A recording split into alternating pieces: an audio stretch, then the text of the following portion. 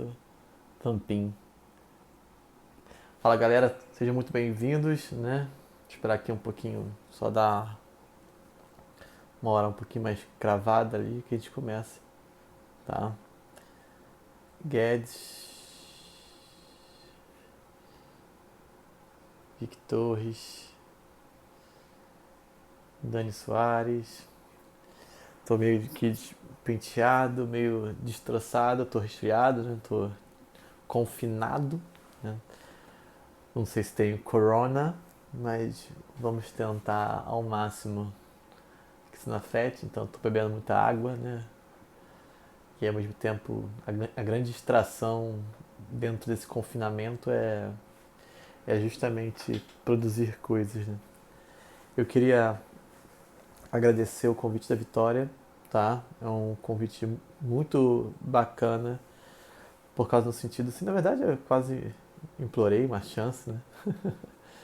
Porque infelizmente atualmente eu tenho trabalhado apenas em instituições privadas de educação, né? E sinto muita falta de atuar mais diretamente de uma forma popular, né? Porque eu acho que existem capitais que não são oriundos do econômico, e sim capitais que são oriundos da empatia humana, né? Então, por isso que queria muito participar, já queria muito ter participado ano passado presencialmente, né? E tá até falando com o Miguel hoje, professor Miguel de História, de quando isso tudo passar, né, fazer algo presencial aí, em conjunto, eu junto lá com o Miguel, né? A gente produzir alguma coisa bem bacana sobre isso, tá? E para quem não me conhece, meu nome é Marcelo Amerão, sou professor de História. Para quem conhece o Miguel, né? Ele fez mestrado junto comigo na Unirio, né? E aí rolou esse cruzamento, esse momento que aconteceu essa possibilidade de reunião para dar essa aula, tá? O áudio está ótimo, vocês estão me escutando bem, vocês poderiam me dizer que eu liguei o exaustor para tentar amenizar aqui o calor, né? Por causa dos vizinhos que metem uma sonzeira lá no alto, não dá para ficar de janela aberta, né? Então, espero que esteja tudo bem. Beleza, Guedes, valeu. Então, eu vou falar porque eu escolhi esse tema, né? Porque nesse exato momento falar disso é muito importante, tá? É, eu pensei, foi até um tema que eu já trabalhei há pouco tempo, de uma forma mais apressada, porque lá tem a obrigatoriedade de ser 30 minutos, então foi meio corrido, que foi tempo de discutir pandemias, né? Pandemias ao longo da história. E, por incrível que pareça, estava eu zapeando assim, a internet e algo assim me chamou muita atenção atualmente sobre o Covid-19, né? Coronavirus, que é agora no Equador. Até recomendo a todos vocês, quando acabarem isso aí, de darem uma olhadinha. Lá no Equador, você está tendo corpos nas ruas, tá? Pessoas tendo que conviver com defuntos dentro de casa por 2 dias, mais ou menos. E por ter corpos na rua, corpos jogados em regiões inapropriadas e até mesmo muitos corpos, cadáveres, né? Perto de hospitais, você está tendo muitos, além do fato de você ver corpos na rua, você está vendo muito urubus, né? Urubus voando. Isso é algo impressionante que a gente está tendo durante esse processo, né? E por que eu estou falando isso? Porque é uma condição muito similar a algo que eu vou contar hoje, principalmente sobre a peste bubônica e sobre a gripe espanhola, né? Febre espanhola, gripe espanhola, como alguns chamam, mas tradicionalmente chamada gripe espanhola, mas você vai ver que não é. O espanhola só tem uma coisa específica que faz ela ser chamada de gripe espanhola, mas não tem nada a ver com Espanha, tá? Mas isso é algo assustador, né? Porque isso, na mais que a gente sabe que no Brasil nós não estamos tendo exame massificado, né? Ou seja, em massa, em larga escala. Então, o quantitativo que a gente tem de casos certificados é um quantitativo baixo, alto, porque a gente, dentro de uma curva comparado aos países, A gente está crescendo bem, só que ao mesmo tempo esse número pode ser muito maior porque está faltando teste em massa, em larga escala. O governo promete para abril mais de 100 mil testes, isso é um número muito pequeno ainda, tá? Se você for pensar em larga escala, ainda mais que você teve previsões iniciais de até 1 milhão de mortes no Brasil com o Covid-19. Então isso é algo assustador. Também vi uma foto agora antes de começar isso, foi um que está circulando, acho que o Washington Post publicou nos Estados Unidos, uma foto de um cemitério em São Paulo com várias covas abertas já, pronto para quando chegar um corpo, tacar o corpo e enterrar. Isso demonstra uma questão muito interessante para você refletir sobre isso, tá? Então, mostra algumas aproximações que a gente irá ver hoje. Galera, para começar, a gente tem que, e eu vou o tempo todo fazer uma relação com o Covid-19. Para começar a ter essa compreensão, a gente tem que entender que uma coisa que faz se transformar pandêmico, né, que é quando você tem múltiplas regiões do mundo manifestando e proliferando o próprio vírus, né, é o fato de você ter uma grande circulação de pessoas, tá? Isso é de suma importância. E você vai reparar que inúmeros movimentos foram os comércios, as relações comerciais, esse transporte, esse translado de pessoas e de mercadoria, obviamente as pessoas que carregam essas mercadorias, foram os grandes vetores para que essas doenças se espalhem, tá? Obviamente pelo mundo. Foi assim na peste negra, foi assim na gripe espanhola e está sendo assim agora com o Covid-19, pra gente o coronga. É para você ter uma compreensão um pouco desse processo, tá? Então é de fundamental importância dentro desse elemento. Uma outra perspectiva que a gente tem que trazer. Para começar, a primeira grande pandemia que a gente discute, né, que é a peste bubônica, eu acho que até tem outras pandemias maiores, tá? Por exemplo, quando você vai ter a varíola é uma coisa que se espalha pelo mundo por, por séculos, né, por milênios. Se for pensar, né, você tem a morte de imperadores egípcios por varíola. E a gente sabe que a varíola foi uma doença que se expandiu por muito tempo no mundo. Ela, teoricamente, vai ser erradicada no final do século XX. Apesar que hoje a gente vê o crescimento de casos de varíola porque, justamente, a principal forma de combate da varíola é uma vacina. E essa geração atual é uma geração de não vou nem falar mongoloide para não xingar os mongoloides, porque não tem sentido nenhum essa ignorância que a gente está entrando de não vacinar, né? Então a gente está tendo não só tendo retorno de varíola, como a própria vacinação do sarampo que a gente teve recentemente e de outras doenças que estão retornando porque você tem uma geração que não vacina, tá? Então isso é um fruto de uma geração que questiona a ciência, a geração tomada e dominada por falsos discursos religiosos, repetindo que isso aqui não é uma crítica à religião, tá? Porque eu sou uma pessoa religiosa, mas é uma crítica às pessoas que se apoderam do discurso religioso para proliferar mentiras, falseamentos de realidades, fake news que colocam a vida de inúmeras pessoas em ameaça. Por exemplo, um pastor, o principal pastor sul-coreano que é responsável por ser o grande vetor de transmissão do Covid-19 na Coreia do Sul tem a ver com isso.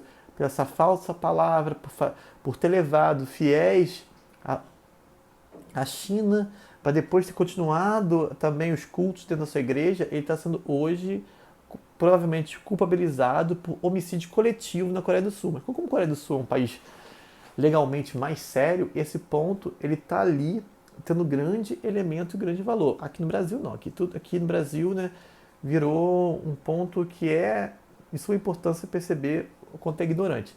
Exemplo, eu estou dando aula para vocês que moram em Campo Grande, moram perto de Campo Grande.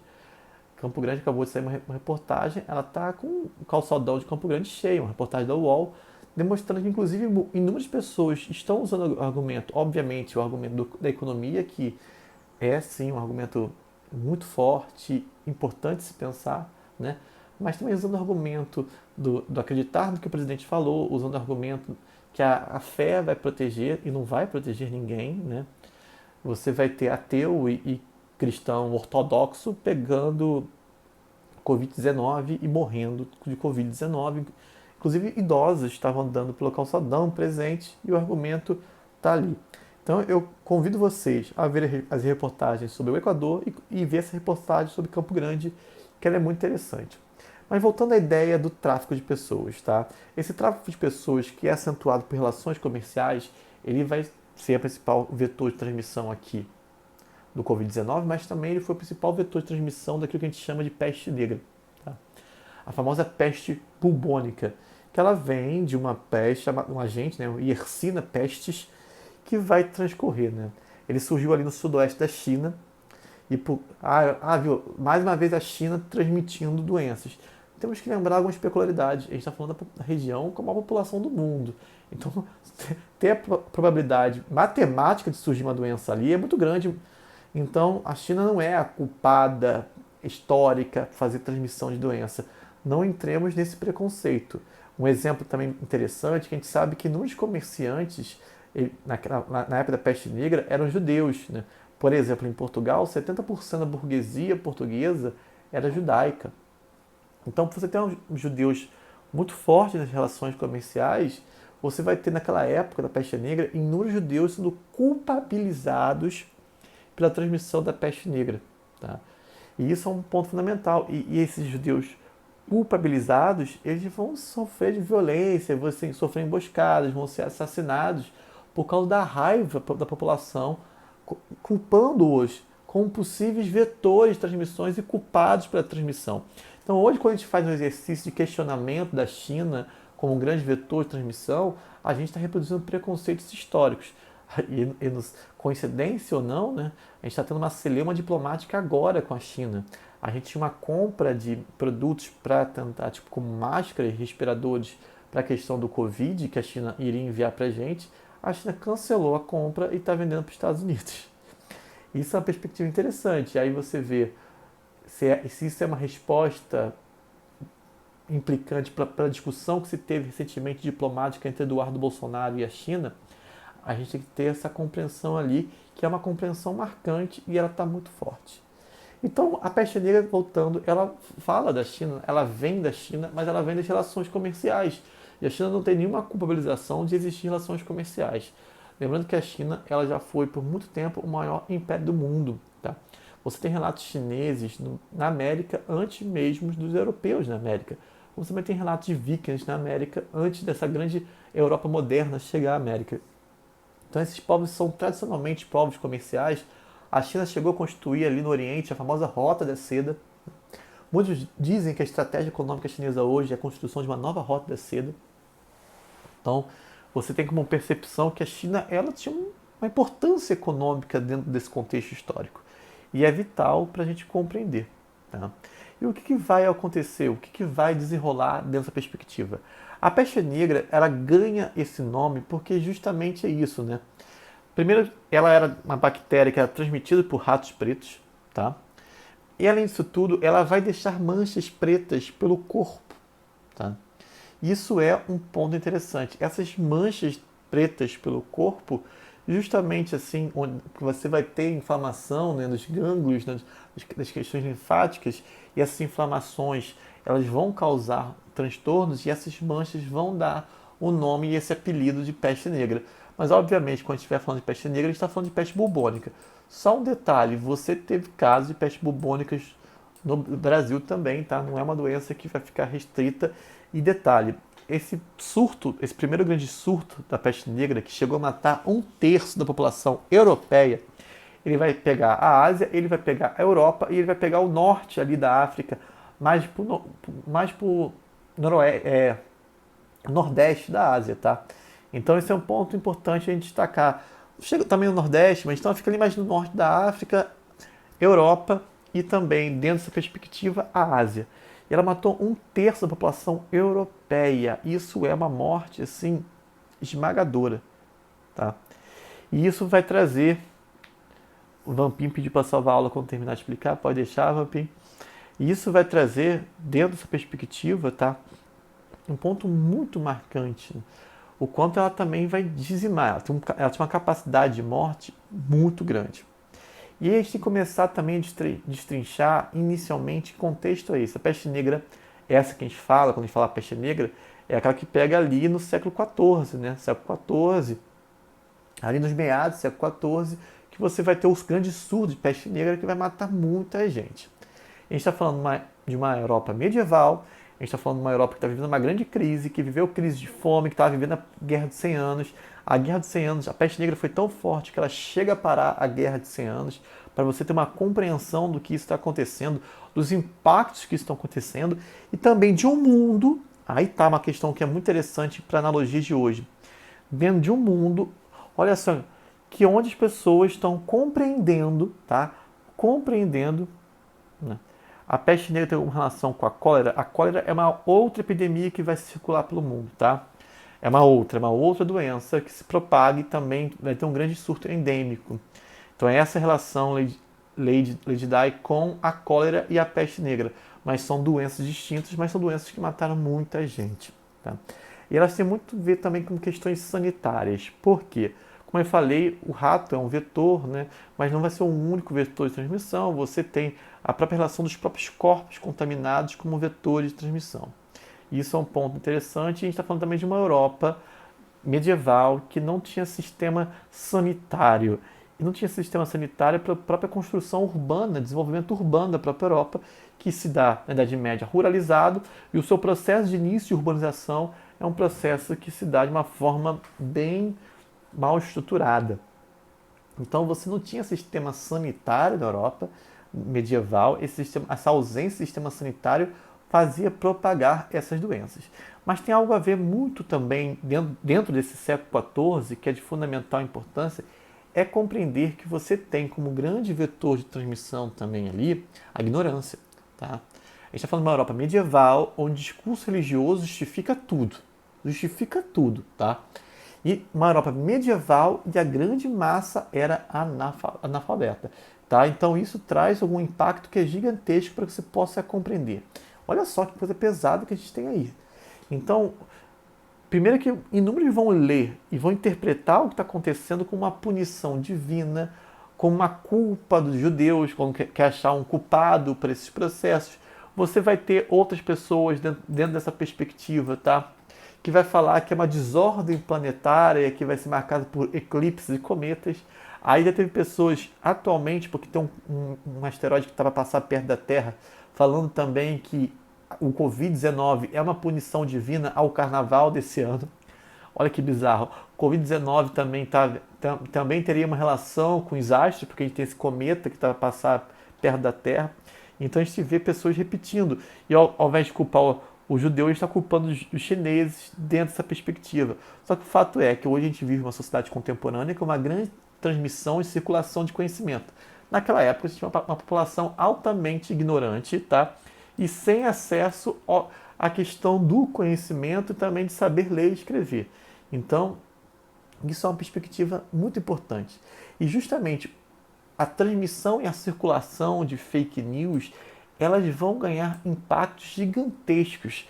Inclusive, isso gera uma crítica à igreja, né? Porque a igreja era a grande responsável pelo conhecimento nessa época e ela não soube trazer uma solução religiosa à peste.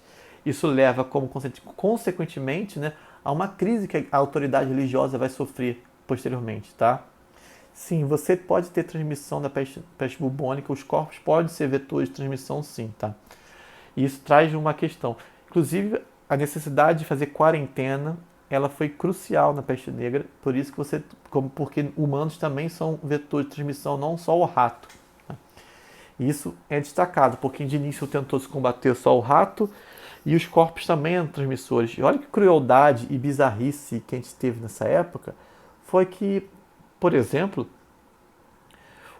durante guerras, algumas cidades que não tinham a peste negra, as tropas rivais botavam corpos contaminados com a peste nas catapultas para atracar dentro das cidades e contaminar a população. Olha que bizarro que isso fazia acontecer. Cara, é uma loucura. Então, os humanos também eram vetores de transmissão durante a peste negra, sim, tá? Tanto que a quarentena ela foi necessária para conter a questão de transmissão. Porque só a pulga do rato não seria capaz de transmitir muito, apesar de uma grande questão sanitária, tá? Para você ver a necessidade, a quarentena ela sempre foi, tá? esse elemento importante. Então, dentro dessa perspectiva, é necessário a gente compreender que a peste negra ela teve essa questão e muito dessa ignorância ela foi crucial para essa transmissão inicial avassaladora. É na peste negra também que vai surgir aquelas roupas, né, tipo do bico de papagaio que os médicos usavam. E por quê? Porque eles eram estilosos? Não. Por que eles eram estilosos? Porque a peste negra, o corpo infestado, ele gerava muito odor mesmo, tá? E isso é um ponto marcante. E aí você tinha que botar aquele bico de papagaio que tinha inúmeras ervas no bico. Quando o odor chegava, as ervas iam filtrando o cheiro para amenizar aquela situação. Então isso é algo muito similar que a gente tem. A grande solução da peste foi a quarentena, ou confinamento, porque você sabe que ela conseguiu conter essa grande transmissão inicialmente, porque você faz o confinamento, resolve o vetor humano, e posteriormente também você vai também ter o caça às melhores sistemas sanitários, que diminuiu as grandes transmissões. Só que a peste negra continua assolando por muito tempo. Você vai ter vários surtos. Obviamente, esses vários surtos que a gente teve, tá? E você, o Ju Oliveira, a peste negra, ela vai se dar no século XIV. Ela tem um pico, essa primeiro grande pico da peste negra no mundo, como questão pandêmica, né? Ela tem um pico ali entre 1343 e 1353. Só que é interessante pensar que ela transcorre ainda por um bom tempo, obviamente contida por causa do confinamento, né? Mas também ela volta em inúmeras outras oportunidades, tá? Eu até postei outro dia um meme no Instagram, né? Que, tipo, Shakespeare, né? Ele estava vivendo na questão da peste, né? Ele estava de confinamento e vai escrever duas das maiores obras da sua vida, que é Rei Lear e Macbeth, né? Para você ter uma noção. Então, o confinamento pode produzir boas coisas, nunca se esqueçam disso. E aí você vai que essa relação ela é muito interessante porque em inúmeros momentos, tá? Você tem que a peste negra volta. No século XVII, lá, você tem de novo, lá em 1665, um grande pico de peste negra na Europa. E, de novo, o confinamento era mais que necessário. Teve um escritor chamado Daniel Defoe, que ele era muito famoso, e eu separei aqui um pedacinho para vocês, que ele fala um pouco do impacto da peste negra naquela época. Ele diz: o cadáver sempre ficava abandonado, até os funcionários serem avisados e virem buscá-los ou até à noite, quando os carregadores dos carros dos mortos o recolhiam e o levariam embora. Aquelas criaturas sem medo que desempenhavam esta função não deixavam de revistar seus bolsos e algumas vezes retirar suas roupas. Isso é muito interessante, né? E falando da relação que se tinha ali, e o Daniel Defoe vivia em Londres, isso no século XVII. Então a peste negra ela retornou inúmeras vezes, ela assolava, tá? E o confinamento sempre foi uma resposta. Isso é no século XVII. Mas também você vai ter ali, lá no século XIV, a principal obra que a gente tem de relato sobre a peste negra do século XIV é do Boccaccio, né, que vai escrever Decamerão. E ele relata um trecho ali na obra que diz os seguintes pontos: muitos eram os que findavam seus dias na rua, de dia ou de noite. Inúmeros outros, mesmo morrendo em suas residências, levavam seus vizinhos a não se manifestarem, mas por causa do mau cheiro dos próprios corpos em decomposição do que por outro motivo. Tão grande era o número de mortos que, escasseando os caixões, os cadáveres eram postos em cima de simples tábuas. Não foi um só caixão a receber 2 ou 3 mortos simultaneamente. Também não sucedeu uma vez apenas que a esposa e marido ou 2, 3 irmãos, ou pai e filho foram encerrados no mesmo féretro. Olha só que bizarro que a gente tem dentro dessa perspectiva, tá? Então, o confinamento foi a principal resposta, mas você vê que houve uma crise humanitária para enterrar os seus corpos, para destinar, para ter a solução a isso, né? E é muito semelhante ao que está tendo agora no Equador, aquela cena na Itália dos caminhões do exército levando corpos, está tendo um problema para você enterrar pessoas na Itália. Então, se o Covid-19 se espalhar como está se espalhando em alguns lugares, ele pode causar, inclusive, efeitos semelhantes aqui no Brasil de não dar vazão aos corpos, tá? Então, a higiene pessoal, a higiene urbana e o confinamento, ele é historicamente a principal resposta a elementos como a peste negra, que inúmeras vezes voltou ao longo da história, e ele é um ponto marcante. Mas é um ponto interessante a se pensar, né, que inúmeras vezes as pessoas surtavam durante o confinamento. Deviam ser geminianos que nem eu, porque davam vontade. Eu, pelo menos, tenho um pouquinho mais de cuidado, porque eu tenho pais idosos e eu não quero ser vetor de transmissão. E como eu estou resfriado, eu não posso andar por aí. Mas você tem, dentro desse contexto, pessoas que abandonavam o confinamento, bebiam a cara, enchiam a cara, praticavam surubas, porque era a situação assim, de loucura. Falavam, se eu vou morrer pelo prazer. E esse é um fenômeno que teve na peste negra e vai também ter na gripe espanhola. E quando a peste negra deixou de ser um mal naquele contexto, você também tem relatos de grandes festas, de grandes orgias. Isso é um ponto interessante. A Isabela perguntou por que os médicos que tratavam os doentes de peste negra usavam aquelas máscaras que tinham cabeça de ave. Porque o bico botavam-se ervas e aquelas ervas amenizavam o cheiro dos corpos contaminados, Isabela. Então é um ponto que se traz aqui. A Linês, a Bia Linês, né? Na peste negra, qual foi o impacto social e econômico na época? Cara, ele vai ter um impacto social de uma grande carência demográfica. Você tem uma crise. Então, essa crise de menos gente é menos mão de obra. Então, você tem crises, gera revoltas camponesas, como jaquerias. Você gera questões, tensões que provocam uma necessidade onde a nobreza já não consegue mais conter essas revoltas camponesas. Então, inclusive, uma consequência disso é o fortalecimento do poder régio do rei, como uma forma de solucionar essas revoltas. A outra é uma carência de mão de obra que a escravidão africana vai vir no século XV como resposta. Tá? Então você tem inúmeros elementos que vão levar a uma crise econômica importante e também a uma mudança política com o fortalecimento do poder real. Tá? Então, e aí outra perspectiva, a necessidade de crer em ciência e não em crer em métodos religiosos. Eu acho que a fé, dentro dessa construção, é um elemento que fortalece a gente ter perseverança, a evitar os nossos surtos, mas dentro dessa perspectiva, a fé ela não pode ser responsável por curar ninguém. Tá? Aí, como eu falei também, você teve outros surtos, como a varíola, né? A varíola que vai ser totalmente... A varíola chegou a matar 300 milhões de pessoas ao longo desse tempo todo, que vai da antiguidade até o final do século XX, né? E isso é um ponto importante. A cólera, né? A cólera chegou a ter, a cólera não desapareceu, ela não foi erradicada. Em alguns momentos a cólera se espalha, principalmente por água contaminada. Então, a questão sanitária é de suma importância. Regiões com baixa capacidade sanitária, elas podem vir ser transmissoras de doenças como a cólera ao longo do tempo, tá? E aí, dentro dessa perspectiva, né, a gente chega à gripe espanhola. Para começar, a gripe espanhola não tem a ver com ter surgido na Espanha, tá? Por quê? A gripe espanhola ela surge ali no 18, né, 1918. O que está acontecendo no mundo?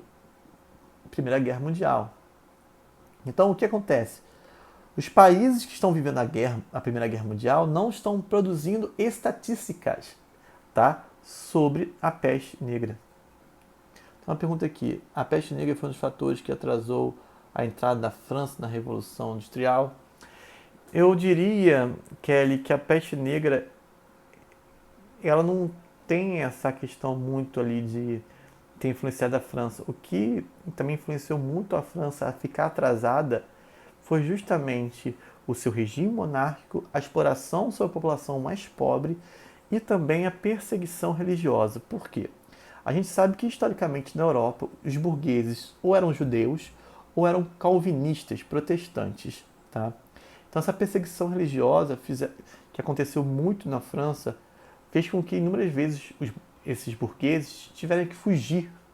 E por fugir, eles tiveram que...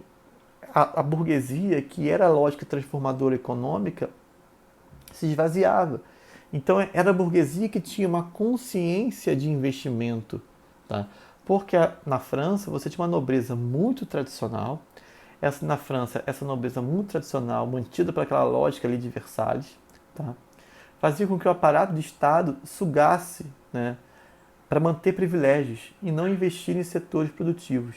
Então, essa crise burguesa, ela provoca, obviamente, ali uma crise de retardar a França na Revolução Industrial.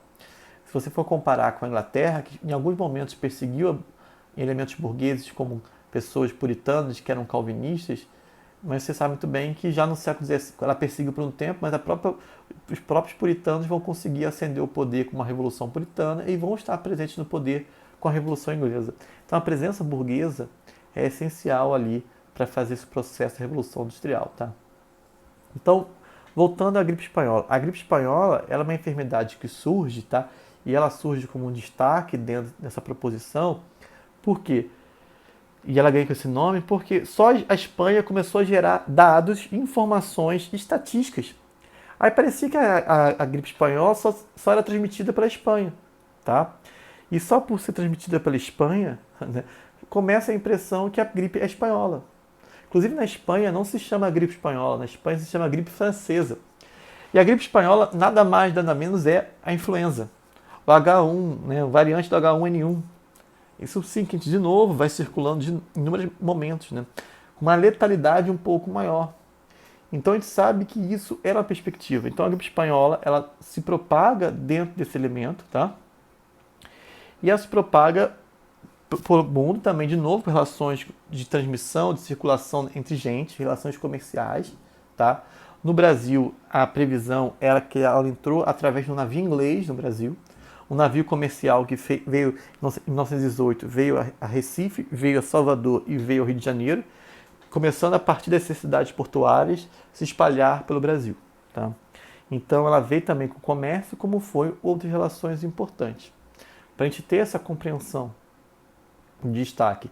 Então, o nome espanhola se deu porque a Espanha produzia mais estatísticas. Na verdade, é a influenza, e por a Espanha produzir mais estatística, ela ganhou esse apelido para ignorância mesmo. E mais uma vez, a ignorância ela teve presente ali na gripe espanhola, porque de início você teve um desmerecimento e a ignorância, como por exemplo o quê? Cara, aquela lenda, caldo de cana mata a gripe espanhola. Ovo-limão, faz aquela bate a batidinha no squeeze, toma ovo-limão, tá resolvido, você cura a gripe espanhola. Então esses procedimentos milagrosos fizeram a doença se propagar de uma forma absurda, tá? E isso provocou efeitos humanitários gigantescos no Brasil na primeira impressão. E para quem quiser, como eu falei, Daniel Defoe no século XVII, Boccaccio no século XIV produziu obras literárias que relatavam o cotidiano, né? E as pessoas de comunidades baixas, elas tendem a ter uma possibilidade maior de mortalidade, tá? E isso é um ponto marcante, por isso que são setores de riscos, né? A mortalidade cresce em pessoas de comunidades mais baixas. E, obviamente, fica mais fácil propagar, é que nem um resfriado, né? Então, isso traz um princípio interessante. Não quer dizer que as pessoas de comunidades mais altas também não vão pegar. Só que a mais baixa, além de ser mais fácil de pegar, ela tem uma letalidade maior, tá? E no Brasil, quem vai ser o principal escritor da gripe espanhola, tá? É justamente o Nelson Rodrigues, grande teatrólogo, né, literário brasileiro, e ele vai relatar de novo algo muito parecido, né, mostrando as contradições econômicas e as questões dos corpos. Ele teve um trecho, vou ler para vocês, que diz o seguinte ponto: morrer na cama era um privilégio abusivo e aristocrático. O sujeito morria nos lugares mais impróprios, insuspeitados, na varanda, na janela, na calçada, na esquina, no botequim. Muitos caíam rente ao meio-fio, com a cara enfiada no ralo, e ficavam lá, estendidos, não como mortos, mas como bêbados. Ninguém chorava, ninguém. Nem um vira-latas vinha lambê-los. Era como se o cadáver não tivesse nem pai, nem mãe, nem amigo, nem vizinho e nem ao menos inimigo, tá? Então, olha para você ver algo impressionante que a gente tem dessa perspectiva, tá? O quanto você tinha uma ideia de... É que nem a Pugliese falar que o coronavírus trouxe a igualdade social ao Brasil. Tá de sacanagem. Inclusive a irmã dela, que transmitiu um monte de doença na festa de casamento, né? Essa irmã Pugliese foi fazer o seu confinamento nas Maldivas. Né? A igualdade social está aí. Eu estou gripado, se eu for tentar ir ao hospital fazer um exame, como eu não estou em estado grave, eu não faço o exame. Eu posso estar com uma versão branda, tá, de Covid-19. Eu posso estar sendo agente transmissor de Covid-19. Mas essas pessoas poderosas, ricas, elas vão fazer o exame. Porque elas não têm igualdade social, tá? E essa é uma perspectiva. E é justamente a perspectiva de você ir para o calçadão também tá cheio, é porque a gente sabe que tem muito trabalhador informal que tem que trabalhar. Por isso que fala de como do Bolsonaro, falando da questão econômica, é uma fala que tem uma grande capilaridade, uma grande propagação entre as pessoas que estão em condição econômica de risco, de vulnerabilidade. Porque essas pessoas que estão em condições econômicas de risco realmente são informais. Das pessoas que têm emprego, das pessoas que não têm emprego, a informalidade já ocupa 41% dessa população. Então essa população precisa de que sobreviver. E obviamente o coronavírus destrói, ela leva a uma epidemia de fome, ela pode levar a isso, é uma crise econômica séria. Só que o Bolsonaro, ele é um falastrão, ele quer justificar isso para cortar salário de empregado, ele não quer fazer com que o Estado... Ele chegou a ofertar R$ 200 no seu discurso agora para a TV essa semana e falou que esses R$ 600 até R$ 1.200 por família seria uma proposta dele. Ele propôs R$ 200, ele propôs cortar salário por 3 meses, né? 3 ou 4 meses, agora minha memória está falhando. Né? Agora ele está justificando o corte de 70%, ele está querendo convencionar isso a um corte de 70% dos salários. Então, a gente está vivendo uma questão de absurdos, absurdos. E esse governo se faz. E ele, na verdade, ele está seguindo na contramão que o mundo está fazendo. O Brasil tem capacidade de pagar, sim, tá? É só você ver pessoas sérias que fogem dessa lógica neoliberal de tentar defender a economia. E você tem, inclusive, proposições que o mundo inteiro está seguindo de renda mínima. Até o Trump, o laranja que o Bolsonaro gosta tanto de chupar, né? O Trump trouxe um cheque de $1.000 para as famílias que pode se estender a $200 por filho. Né? Então, Gabriel, sim, você tem pessoas que são assintomáticas, inúmeras crianças geralmente são assintomáticas, Gabriel. E tem pessoas que também desenvolvem, ou não desenvolvem sintomas, ou são brandas, né? Como pode ser a minha. Então, isso é uma questão impressionante. Então, você vê o Bolsonaro usando um discurso político, ao invés de ajudar ele a ser o protagonista, porque ele que é o grande cara que tem capacidade econômica para isso, né? Usando uma realidade econômica que é séria e é verdade, mas ao invés de fazer algo para o povo, ele tenta fazer algo para os empresários. Eu não sei se vocês sabem, né? O governo está dando uma ajuda de quase 1,5 trilhão para os bancos, 1,5 trilhão para os bancos, para o banco manter a liquidez. O que o banco fez? Aumentou os juros do cartão de crédito, que é o principal juros a ser usado pelo povo. Não aumentou 100%, não, aumentou mais que 100%. Ganhando ajuda. Isso afeta o setor do varejo. E isso ninguém diz, isso ninguém fala nada, tá? Então, é uma questão importantíssima de ter uma compreensão. Mas voltando ao cotidiano da peste negra aqui, tá? E a gripe espanhola. Morreu tanta gente na gripe espanhola, morreu tanta gente na gripe espanhola, que você tem também, de novo, uma questão absurda. Primeiro que enterrar. Você teve um problema sério e os coveiros vão fazer greve. Por quê? Porque eles estavam captando corpos das piores formas possíveis, nas piores condições de saúde possíveis. Você tinha coveiros pegando a peste negra, porque eles estavam em um trabalho de risco, então eles vão fazer greve, querendo melhores condições e melhores salários. Chegou um momento no Rio de Janeiro que as pessoas tiveram que usar presidiários que saíram da cadeia para poder ajudar no enterro dos corpos. Cemitérios funcionando 24 horas, tá? 24. Aconteceu, tá? Pós, tá? A revolta da vacina. Então, a gripe espanhola acontece depois da revolta da vacina. E a gripe espanhola chegou a matar um ex-presidente da República chamado Rodrigues Alves, que era o presidente, tá? Durante a revolta da vacina. Então, para você ter essa perspectiva de como a peste negra também matou muita gente, mas obviamente, como o próprio Nelson Rodrigues falou, a gripe espanhola, perdão, você tem os aristocratas e tem o povo. É que nem agora. Uma coisa é você ser rico, né? A outra coisa é você ser, nesse momento, uma pessoa em condições de vulnerabilidade econômica. Tá? E aí, olha só um relato interessante. Assim, você começa culturalmente manifestações, como você tem marchinhas de carnaval que vão dizer, olha só, a espanhola está aí, a espanhola está aí, a coisa não está brincadeira. Quem tiver medo de morrer, não venha mais à Penha, porque você tinha a festa da Penha, que é uma festa popular que enchia.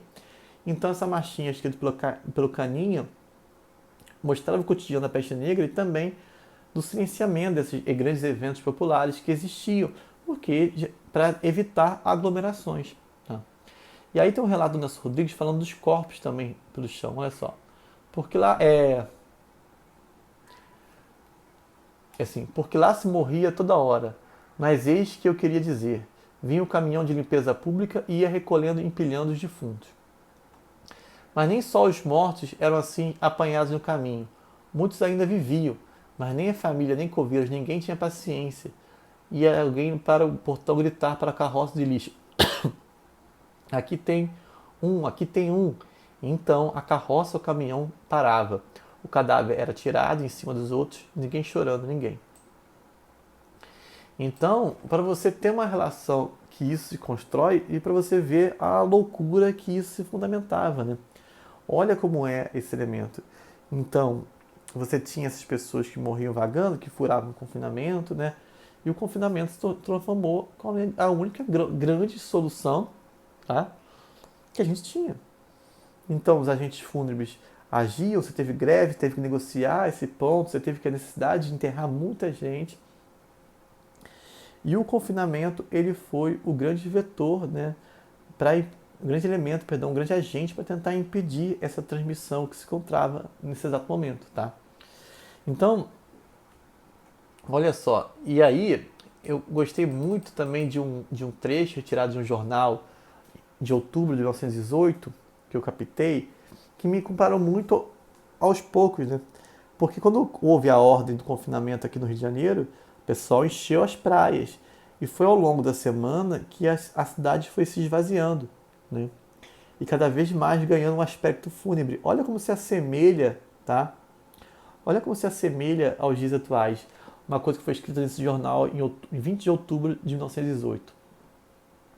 Era fúnebre o aspecto da cidade ontem à noite. Todo o comércio fechado, o movimento nulo, absolutamente nulo. Um ou outro bar e botequim ainda servia a freguesia, mas de longe, em longe, porque em sua quase totalidade, essas casas que tanta vida davam à cidade não funcionavam. O café não se encontrava, nos que com o pessoal reduzido procuravam atender os fregueses. Olha só, né? A cidade totalmente esvaziada, o aspecto fúnebre. Logo no início do confinamento, no meio da primeira semana, eu tava. Eu vou dar uma volta na rua à noite. Eram 8h30 da noite. Eu vou dar uma volta. No quarteirão. Para ver um pouco como estava a realidade. Me assustou. Foi um dia que choveu, inclusive. E aí você vê uma outra perspectiva, né? Porque quando se sai a população com residência, sobra a população pobre, que não tem casa, marginalizada. E assim, vi uma senhora implorando R$ 1 para comer. Uma senhora que vivia em condições de rua, né, moradia na própria rua, pedindo R$ 1 para comer. E você pensa assim, a senhora com idade, uma idade vital, aí você pensa, caceta, essa pessoa está lutando pela fome. Né? O que é realmente o Covid? Né? É que nem você tem uma perspectiva ali, um outro relato de um vendedor de picolé na porta de um hospital em São Paulo. Ele está dizendo, não dá para parar de trabalhar não. Entre morrer de gripe e morrer de fome, sei lá qual é essa gripe, não quero morrer de fome não. Olha só que loucura nesse exato momento. Para a gente ter essa compreensão, aí fala, não tem como parar de trabalhar. Porque enquanto o governo não chegar e não agir em ajudar com renda mínima, como todos os países do mundo estão fazendo, você tem essas pessoas ali, né? Então eles ficam usando esse argumento econômico, pessoas ficam acreditando nisso, né? Você também tem líderes religiosos que se aproveitam dessa condição. Você tem a antiga lenda do comunismo, que como se fosse se ele estivesse vivendo ainda, que Bolsonaro é o último bastião para impedir o comunismo no mundo. Tipo, uma loucura. O Brasil vive uma guerra fria para algumas pessoas no mundo, né? Achando ainda que o comunismo é alguma ameaça, né? E ao mesmo tempo está dizendo que agora que Dória é comunista, que outras pessoas são comunistas, né? Para você ver o tempo de loucura que a gente está e o povo volta numa época de terra plana, de campanha anti-vacina, e por isso que é tão assombroso entender. Então, gente, o confinamento é a grande solução para impedir que essa transmissão se propague. Por quê? Diminuindo, aumentando o confinamento, você diminui a curva e você tem mais chance do SUS, né? O Brasil tem uma quantidade de leitos de UTI gigantesca, um dos maiores do mundo.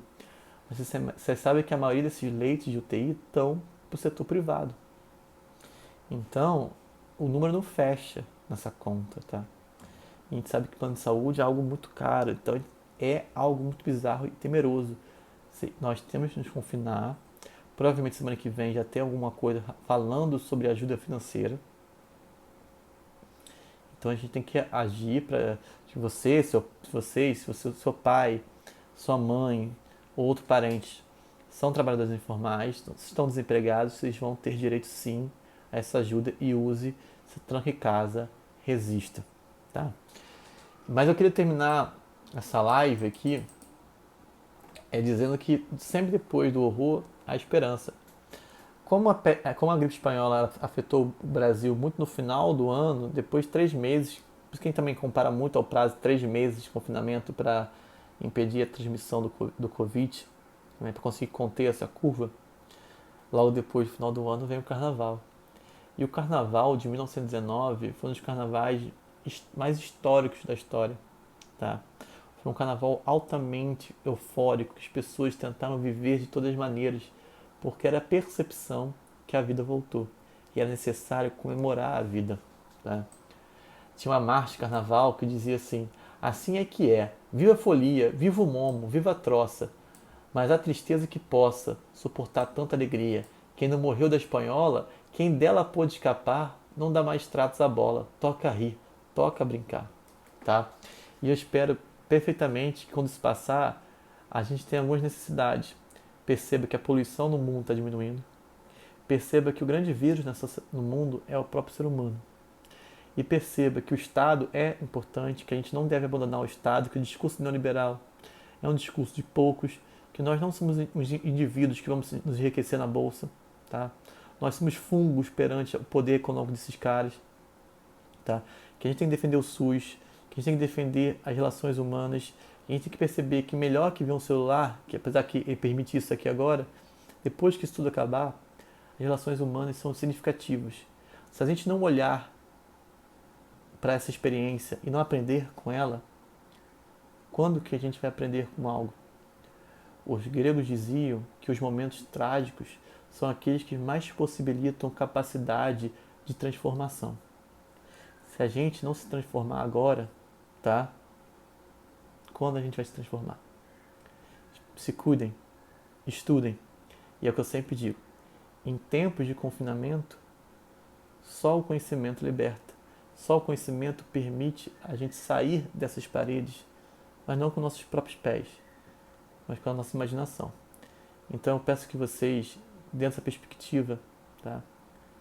Usem o conhecimento para se libertar e andar por aí.